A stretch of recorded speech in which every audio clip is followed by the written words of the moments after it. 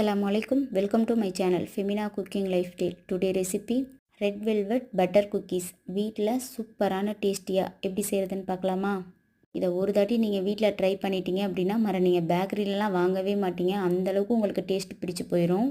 நீங்கள் பிகினர்ஸாக இருந்தால் கூட சூப்பராக செய்யலாம். நான் சொல்கிற மெஷர்மெண்ட்டை மட்டும் கரெக்டாக எடுத்துக்கோங்க.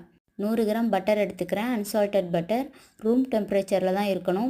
அதை ஒரு 3 நிமிஷம் நல்லா பீட் பண்ணி எடுத்துக்கிடலாம். நல்லா பீட் பண்ணதுக்கப்புறம் 100 கிராம் சுகரை நான் பவுடர் பண்ணி வச்சுருக்கேன். அதையுமே நல்லா 3 நிமிஷம் நல்லா பீட் பண்ணி எடுத்துக்கோங்க. ரெண்டையும் நல்லா பீட் பண்ணி எடுத்ததுக்கப்புறம் ரெட் ஃபுட் கலர் சேர்த்துக்கிறேன். ஒரு ஸ்பூன் வர அளவுக்கு வெண்ணிலா எசன்ஸ் சேர்த்துக்கிறேன். சேர்த்துட்டு நல்லா மிக்ஸ் பண்ணி விட்டுறலாம்.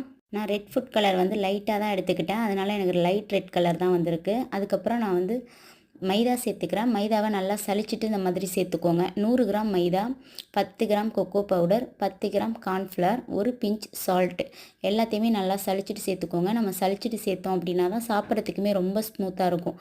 நம்ம சலிக்காமல் அப்படியே சேர்த்துட்டோம் அப்படின்னா ஒரு மாதிரி கட்டி கட்டியாக இருக்கும்.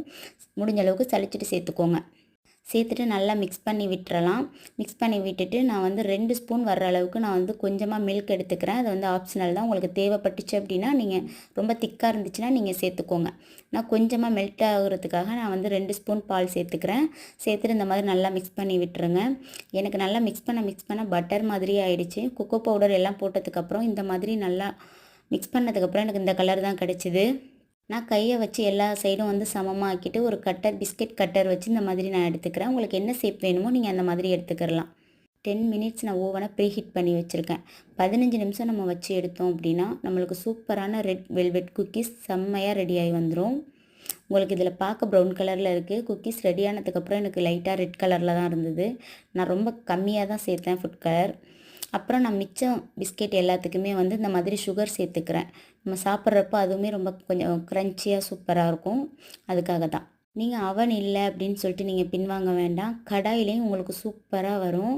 கண்டிப்பாக நீங்கள் கடாயும் அதே மாதிரி ப்ரீஹீட் 10 மினிட்ஸ் பண்ணி வச்சுட்டு 15 நிமிஷம் நீங்கள் வச்சு எடுத்தீங்க அப்படின்னா உங்களுக்கு சூப்பரான குக்கீஸ் ரெடி ஆயிரும். அப்புறம் நான் ஒயிட் சாக்லேட் அந்த மாதிரி நான் மெல்ட் பண்ணி வச்சுருக்கேன். அதை நான் டிசைனுக்காக பண்ணேன். ஆனால் சாப்பிட்றதுக்குமே ரொம்ப சூப்பராக இருந்தது.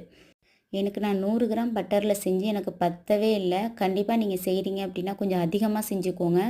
குழந்தைங்க இருக்கிற வீட்டிலலாம் இது கொடுத்தோம் அப்படின்னா குழந்தைங்க ரொம்ப என்ஜாய் பண்ணி சாப்பிடுவாங்க. கண்டிப்பாக நீங்கள் அதிகமாக எடுத்துக்கோங்க. இந்த மாதிரி இன்ட்ரெஸ்டிங்கான உங்களுக்கு ரெசிபீஸ்லாம் வேணும் அப்படின்னா ஃபெமினா குக்கிங் லைஃப் ஸ்டைலை மறக்காமல் சப்ஸ்கிரைப் பண்ணுங்கள்.